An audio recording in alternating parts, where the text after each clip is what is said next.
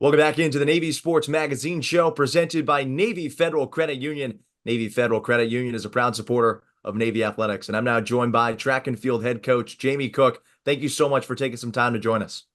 Yeah, no problem. Thanks for having me. Jamie, your program on the verge of a fourth consecutive Indoor Patriot League championship this weekend. What gives you confidence going into this weekend's festivities that the Mids can come away with another title? Yeah, I just think we've trained hard and we're prepared. Obviously, it's at home, so maybe a little bit of an advantage. So I think we're confident, just got to be healthy and motivated and ready to go. What is it about this particular senior class that has allowed them first to sweep the Star from Army and now potentially go 4-0 in PL championship action? I just think everyone's bought into the culture. They understand, what's at stake. Their goal every day is just to come out and give 100% effort and control their attitude and their effort. They do those two things, and we're usually in a good spot. It's our job as coaches and support staff to make sure that they're ready to go. While your success in some years of the academy has been similar, what is one characteristic about this particular unit that has been unique to you? I think this unit particularly has seen a lot of success. I think they've understood what it's taken to get there. So from the beginning, I think their leadership was really, really strong from the start, and there wasn't as much of the preseason talks that we've needed to do from a coaching staff. They kind of understood what what the objective was moving forward. So, they really led from the beginning, and it's been really impressive to see from some of those captains and event group leaders. Coaches will often say you almost learn more from a defeat than you do from a victory. What did you learn against Princeton earlier this year that you've applied throughout the season?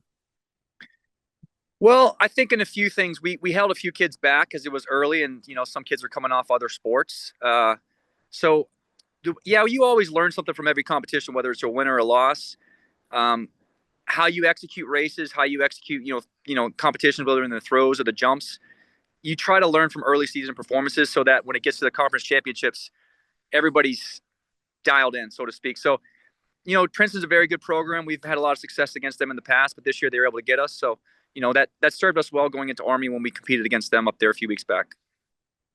What are some specific advantages that you can highlight when you do have the opportunity to host the Patriot League championships?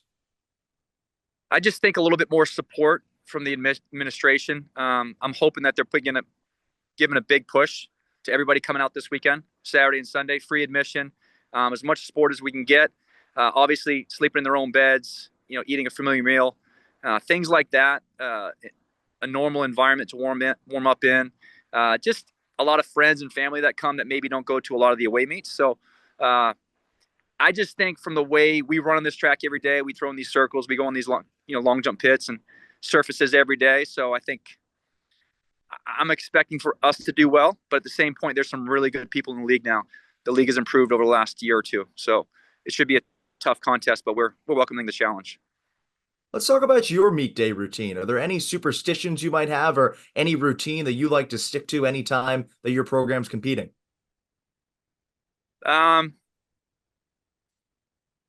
Sometimes I think, every day, I don't know. I try to exercise every day, try to do something. Usually on meet days, I try to push myself and make myself hurt a little bit because I understand those guys are going to hurt in some way. So I want to hold myself accountable to doing the same thing. So just challenging myself the way I'll ask the athletes to challenge them. What does an idea of a challenging workout look like to you? I don't know. I did yoga this morning. That's challenging for me because I'm not very good at I'm really bad actually, but I'm trying some new things. Usually I like to do some hills or some intervals of some sort. And it's gotten less and less over the years, but meet days, I try to find something to do just maybe to calm my nerves a little bit too.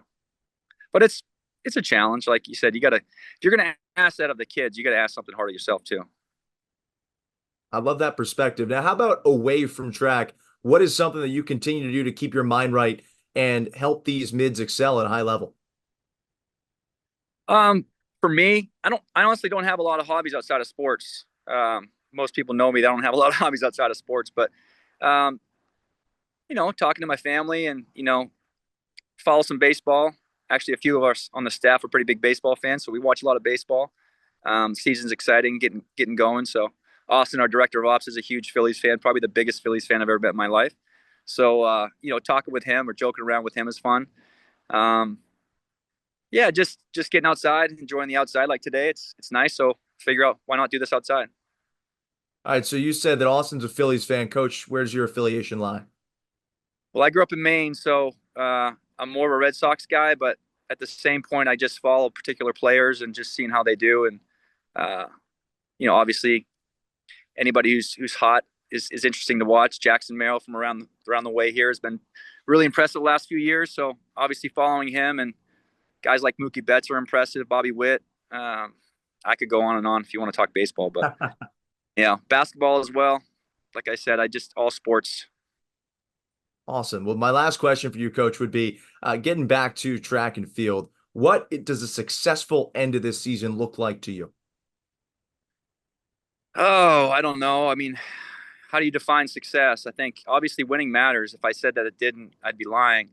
The objective is to win. And how do we go about doing that in the right way? We have 32 athletes competing on the men's side and 32 athletes competing on the women's side, and a whole bunch of other athletes that will be supporting them that aren't able to compete based on the roster limitations. So giving great effort, trying to execute at a high level, supporting your teammates. Hopefully we come on top. We can really only control ourselves in how we prepare and execute and move on from maybe a poor performance onto the next performance. But hopefully we get some adrenaline going, and obviously the momentum of the meet happens in our favor. So, in terms of this season, indoors, this will be our last big one probably. And then we head off getting ready for outdoors. So, you kind of take it step by step, meet by meet, and just see some of the younger kids perform at a high level. And obviously you rely on some of the older kids who've had the experience before to do what they're capable of. But ultimately you're just asking everyone to do what they've done before and not trying to make it any bigger than it needs to be, from a championship perspective. So I'm just excited to go out there and see them compete and come together as a unit. Well, that message has certainly gotten through the past 3 years, Coach. Best of luck this weekend, and we hope your mids pull through for a fourth year in a row. Thanks a lot. I appreciate it. Like I said, come on out, support the team. We'd love to have you.